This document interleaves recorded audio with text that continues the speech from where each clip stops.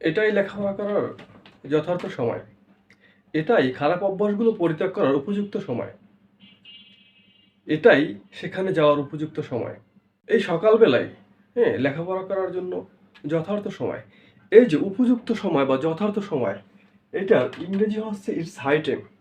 তাহলে আমরা এই শব্দগুলো আমাদের দৈনন্দিন জীবনে প্রায় ব্যবহার করে থাকি। এটা করার উপযুক্ত সময়, এটাই ওখানে যাওয়ার উপযুক্ত সময়, এটা করার যথার্থ সময়। এই শব্দগুলো আমরা ব্যবহার করি, প্রায় অনায়াসই ব্যবহার করি।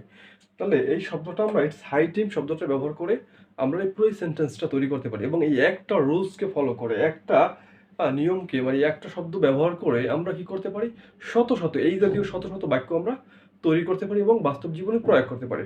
অর্থাৎ ইটস হাই টাইম এর পরে ভার্বের বেস ফর্ম বসে সবসময়, মানে টু প্লাস ভার্বের বেস ফর্ম বসে, এটা মাথায় রাখবো। যেমন এটাই সেখানে যাবার উপযুক্ত সময়। It's high time to go there. অর্থাৎ it's high time to go there, এখানে সেখানে যে, এটাই সেখানে যাওয়ার উপযুক্ত সময়। অর্থাৎ এটাই খারাপ অভ্যাসগুলো ত্যাগ করার উপযুক্ত সময়। It's high time to give up the bad habits. এটাই খারাপ অভ্যাসগুলো পরিত্যাগ করার উপযুক্ত সময়। Morning is the high time to read concentratedly. অর্থাৎ সকাল প্রায় হচ্ছে গিয়ে মনোযোগ সহকারে লেখাপড়া করার উপযুক্ত সময়। এই যে এই শব্দটা, এই ইটস হাই টাইম, এই শব্দটা ব্যবহার করে আমরা কি আমাদের দৈনন্দিন জীবনে শত শত বাক্য তৈরি করতে পারি।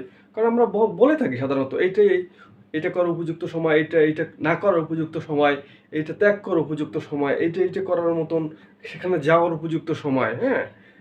এইভাবে। তবে এখানে এটা সিস্টেমটা হলো এরকম, ইটস হাই টাইমের পর ভার্বে টু প্লাস ভার্বের বেস ফর্ম বসে, অথবা ইটস দ্য হাই টাইমের পরে যদি আমরা সাবজেক্ট নেই তবে ভার্বের পাস্ট ফর্ম বসে। সুতরাং এভাবেই আমরা কি করতে পারি, আমাদের দৈনন্দিন জীবনের হাই টাইম ব্যবহার করে শত শত বাক্য তৈরি করতে পারি। তো বন্ধুরা, আজকের এ পর্যন্তই। আশা করি তোমাদের ক্লাসটা অনেক উপকৃত হবা।